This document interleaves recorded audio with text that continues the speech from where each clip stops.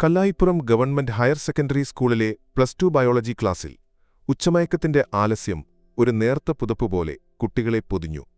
പുറത്ത് ജൂലൈ മാസത്തിലെ ചാറ്റൽ മഴ ഭൂമിയെ തണുപ്പിക്കുന്നുണ്ടായിരുന്നു. പക്ഷേ ക്ലാസ്സിനുള്ളിൽ ഫിസിക്സിലെ ഇലക്ട്രോസ്റ്റാറ്റിക് പൊട്ടൻഷ്യൽ ആൻഡ് കപ്പാസിറ്റൻസ് എന്ന പാഠം പലരുടെയും തലയിൽ തീ കോരിയിട്ടു. വർഗീസ് സാറിന്റെ കഷണ്ടി കയറിയ നെറ്റിയിൽ വിയർപ്പുതുള്ളികൾ പൊടിഞ്ഞു. What is the expression for the electric potential due to a dipole at an equatorial point? ക്ലാസ്സിൽ ശ്മശാനമൂകത. മിടുക്കരായ കുട്ടികൾ പോലും തലയുയർത്തിയില്ല. ആർക്കും ഉത്തരമില്ലായിരുന്നു. വർഗീസ് സാറിന്റെ മുഖത്ത് നിരാശ പടർന്നു. അപ്പോഴാണ് ക്ലാസിന്റെ ഏറ്റവും പിന്നിലെ ജനലരികിലുള്ള ബെഞ്ചിൽ നിന്നും ഒരു ശബ്ദമുയർന്നത്. സാർ, ഞാൻ ശ്രമിക്കാം.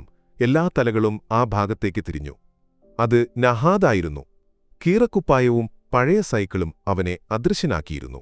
പക്ഷേ അവന്റെ കണ്ണുകളിലെ തിളക്കത്തിനു മാത്രം ഒരു മങ്ങലുമുണ്ടായിരുന്നില്ല. നഹാദ് എഴുന്നേറ്റു നിന്നു. അവന്റെ ശബ്ദത്തിൽ ഭയമുണ്ടായിരുന്നില്ല. അവൻ ആ വലിയ ഡെറിവേഷൻ വെള്ളം പോലെ ഒഴുകിപ്പോകുന്ന വാക്കുകളിൽ വിശദീകരിച്ചു പറഞ്ഞു തുടങ്ങി. ചുറ്റുമിരുന്നവർ അത്ഭുതത്തോടെ അവനെ നോക്കി.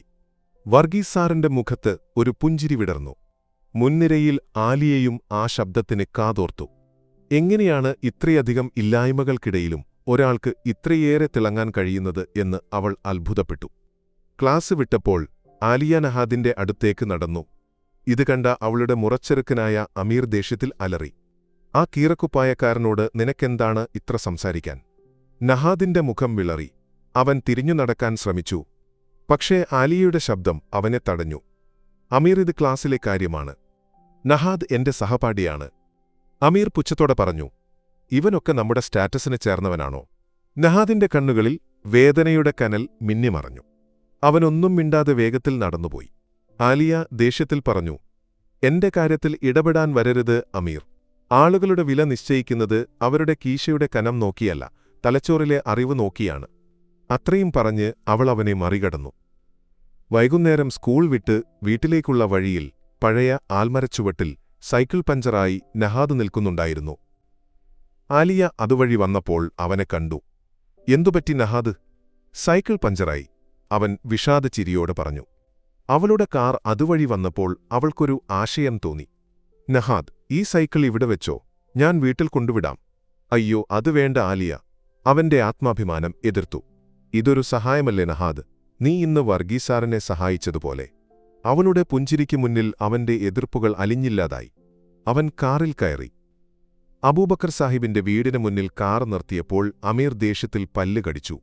ആ രാത്രി ആലിയ അവളുടെ പഠനമുറിയിലിരുന്ന് ദ പവർ ഓഫ് ഡ്രീംസ് എന്ന പ്രസംഗം തയ്യാറാക്കുകയായിരുന്നു. അവളുടെ മനസ്സിലേക്ക് നഹാദിന്റെ മുഖം കടന്നുവന്നു. ദാരിദ്ര്യത്തിന്റെ കനൽ വഴികൾ താണ്ടി സ്വപ്നങ്ങളെ മാത്രം മുറുകെ പിടിക്കുന്ന അവന്റെ ജീവിതം ആ വിഷയത്തിന്റെ ഏറ്റവും വലിയ ഉദാഹരണമായിരുന്നു. അവൾ പേനയെടുത്തെഴുതി. Dreams are never those in sleep, they are those that don't let you sleep. School വാർഷികത്തിന് Aliya the power of dreams എന്ന വിഷയത്തിൽ പ്രസംഗിച്ചു. മൈക്കിനു മുന്നിൽ നിന്നപ്പോൾ അവളുടെ കണ്ണുകൾ സദസ്സിലെ നഹാദിൽ നിശ്ചലമായി. ദാരിദ്ര്യമോ സാഹചര്യങ്ങളോ അല്ല, നമ്മുടെ സ്വപ്നങ്ങൾക്ക് അതിർവരമ്പിടേണ്ട നമ്മുടെ ഉള്ളിലെ തീയാണ് എന്നവൾ പ്രസംഗിച്ചു. അവളുടെ വാക്കുകൾ അവനെക്കുറിച്ചാണെന്ന് നഹാദിന് തോന്നി. പ്രസംഗം കഴിഞ്ഞപ്പോൾ അമീർ അവനെ കളിയാക്കി. നിന്നെപ്പോലുള്ളവരുടെ സ്വപ്നങ്ങൾക്ക് നിന്റെ കീറിയ കുപ്പായത്തിന്റെ വിലയേ ഉണ്ടാകൂ. നഹാദ് ഒന്നും മിണ്ടാതെ നടന്നു. അക്കൊല്ലത്തെ വലിയ പെരുന്നാളിന് പള്ളിപ്പറമ്പിലെ ഉത്സവപ്പറമ്പിൽ വെച്ച് നഹാദ് ആലിയയെ കണ്ടു. അവൾ അവനൊരു മധുരമുള്ള ജിലേബി വാങ്ങി നൽകി. പരീക്ഷ ജയിച്ചാൽ എനിക്ക് ബിരിയാണി വേണം, മറക്കരുത്, അവൾ ചിരിച്ചുകൊണ്ടു പറഞ്ഞു. പക്ഷേ ആലിയയുടെ വീട്ടിൽ സാമ്പത്തിക പ്രതിസന്ധി തുടങ്ങി. അച്ഛന്റെ ബിസിനസ് തകർന്നു. ഒരു ദിവസം രാത്രി ഫോണിൽ അദ്ദേഹം പൊട്ടിത്തെറിക്കുന്നത് ആലിയ കേട്ടു. പിറ്റേ ദിവസം പറമ്പിന്റെ ഭാഗം വിറ്റതായി അവൾ അറിഞ്ഞു. +2 പരീക്ഷ കഴിഞ്ഞ് നഹാദും ആലിയയും പരസ്പരം ആശംസകൾ കൈമാറി. ആ അവധിക്കാലം നഹാദ് എൻട്രൻസ് പരീക്ഷയ്ക്കായി കഠിനാധ്വാനം ചെയ്തു. ആലിയയുടെ മുഖവും ബിരിയാണിയുടെ വാഗ്ദാനവും അവന് ഊർജം നൽകി. ഒടുവിൽ ഫലം വന്നു. നഹാദ് +2 പരീക്ഷയിൽ സ്കൂളിലെ ഒന്നാമനായി. കേരള എഞ്ചിനീയറിംഗ് എൻട്രൻസിൽ ഉന്നത റാങ്ക് നേടി. അവൻ ലഡ്ഡു വാങ്ങി ആലിയയുടെ വീടിന് മുന്നിലെത്തി. പക്ഷേ ആ വലിയ ഗേറ്റ് അടഞ്ഞുകിടന്നു. അയൽക്കാരി അവൾ കടം കയറി നാടുവിട്ടുപോയെന്ന് പറഞ്ഞു. നഹാദിന്റെ കയ്യിലിരുന്ന ലഡ്ഡുവിന്റെ ബോക്സ് നിലത്തുവീണു. അവൾ ഒരു വാക്കുപോലും പറയാതെ പോയതോർത്ത് അവന്റെ കണ്ണുകൾ നിറഞ്ഞൊഴുകി. തിരുവനന്തപുരം എഞ്ചിനീയറിംഗ് കോളേജിൽ നഹാദിന്റെ ഹോസ്റ്റൽ ജീവിതം പരീക്ഷണമായിരുന്നു. ദാരിദ്ര്യം അവനെ വേട്ടയാടി. പണമില്ലാതെ വിഷമിച്ച അവന്റെ ഒറ്റപ്പെട്ട ജീവിതം ഇലക്ട്രിക്കൽ ഡിപ്പാർട്ട്മെന്റിലെ പ്രൊഫസർ കോയയുടെ ശ്രദ്ധയിൽപ്പെട്ടു. അദ്ദേഹം അവന് ചൂടുള്ള ദോശയും ചട്നിയും നൽകി. ജീവിതം ഒരു കണക്കുപോലെയാണ് നഹാദ്. ശരിയായ ഫോർമുല ഉപയോഗിച്ചാൽ എത്ര വലിയ പ്രശ്നവും പരിഹരിക്കാം എന്ന് അദ്ദേഹം പറഞ്ഞു. അന്നുമുതൽ പ്രൊഫസർ കോയ അവനൊരു വഴികാട്ടിയായി. അവൻ ട്യൂഷൻ എടുത്തും ഹോട്ടലിൽ പാത്രം കഴുകിയും പണം കണ്ടെത്തി. ഓരോ രൂപ എണ്ണുമ്പോഴും അവന്റെ മനസ്സിൽ ആലിയയുടെ മുഖം തെളിയും. ഇതിനിടയിൽ ആലിയയും കുടുംബവും കോഴിക്കോട് നഗരത്തിലെ ഒരു വാടക വീട്ടിൽ താമസം തുടങ്ങി. അച്ഛന്റെ മരണത്തോടെ അവൾക്ക് ഡോക്ടറാകാനുള്ള സ്വപ്നം ഉപേക്ഷിക്കേണ്ടി വന്നു. കുടുംബത്തിന്റെ ഉത്തരവാദിത്വം അവൾ ഏറ്റെടുത്തു. പല ജോലികളും ചെയ്ത ശേഷം കൂടുതൽ വരുമാനം ലഭിക്കുമെന്നറിഞ്ഞ് കൊച്ചിയിലേക്ക് വണ്ടി കയറി. വലിയ ഫ്ളാറ്റുകളിലെ ക്ലീനിംഗ് ജോലിക്കാരിയായി. ഓരോ ദിവസവും അവൾ ആകാശത്തേക്ക് നോക്കി ചോദിച്ചു, എന്റെ നഹാദ് എവിടെയായിരിക്കും? 4 വർഷങ്ങൾക്കുശേഷം 1ാം റാങ്കോടെ നഹാദ് യൂണിവേഴ്സിറ്റിയിൽ നിന്ന് പുറത്തിറങ്ങി. കൊച്ചിയിൽ ജോലി ലഭിച്ചു. വിക്രമുമായി ചേർന്ന് അവൻ എന്നെ ടെക് സൊല്യൂഷൻസ് എന്ന കമ്പനി തുടങ്ങി.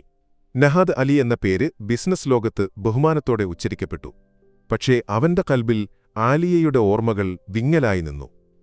കൊച്ചി നഗരത്തിലെ ഏറ്റവും വലിയ ഫ്ളാറ്റുകളിൽ ഒന്നിൽ ഒരു പെന്റ് ഹൌസ് അവൻ സ്വന്തമാക്കി. അവിടത്തെ ഗ്ലാസ് ഭിത്തി തുടക്കുന്ന ജോലിക്കാരിയെ അവൻ കണ്ടു.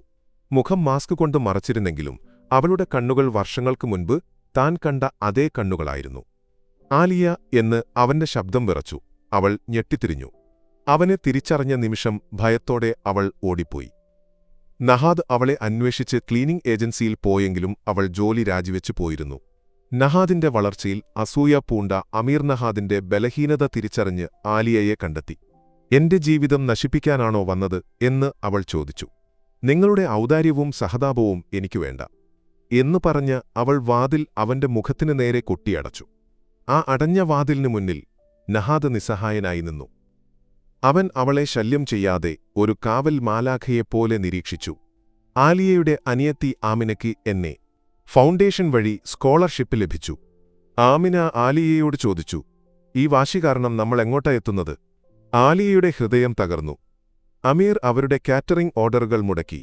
ഒടുവിൽ വാടക കുടിശ്ശികയുടെ പേരിൽ അവരെ വീട്ടിൽ നിന്നിറക്കിവിട്ടു. നിസ്സഹായരായി തെരുവിൽ നിന്ന് അവരെ കാണാൻ നഹാദ് വന്നു. അവൻ വീട്ടുടമസ്ഥനോട് ആ വീട് താൻ വാങ്ങുന്നുവെന്നും അവർ ഇവിടെത്തന്നെ താമസിക്കുമെന്നും പറഞ്ഞു. ആലിയയ്ക്ക് എതിർക്കാൻ വാക്കുകളില്ലായിരുന്നു. അവളുടെ ആത്മാഭിമാനം തകർന്നു. പക്ഷേ ആ കണ്ണുകളിൽ അവൾ കണ്ടത് സഹതാപമായിരുന്നില്ല, പ്രണയമായിരുന്നു.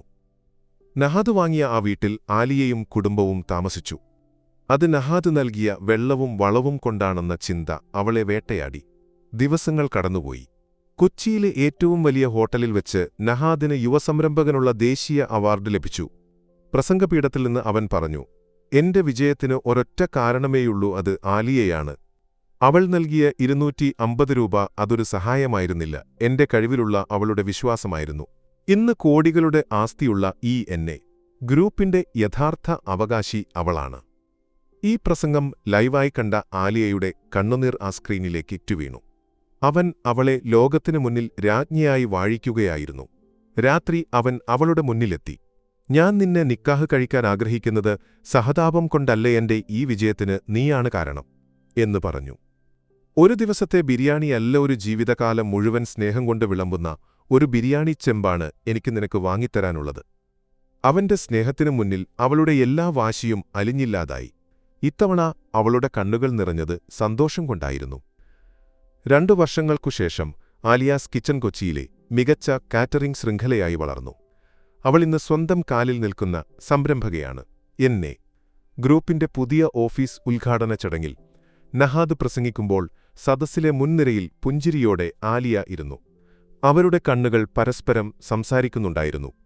അടുത്ത അവധിക്ക് അവർ കല്ലായിപ്പുറത്തേക്ക് യാത്ര പോയി. പുഴയുടെ തീരത്ത് നഹാദ് അവളുടെ കൈകൾ ചേർത്തുപിടിച്ചു. എല്ലാം ഓർമ്മയുണ്ട്, എന്റെ കൽബിലെ വെളിച്ചം നിങ്ങളായിരുന്നു നഹാദ് എന്ന് അവൾ പറഞ്ഞു. അവരുടെ സ്നേഹം കല്ലായിപ്പുഴ പോലെ ശാന്തമായി ഒഴുകി.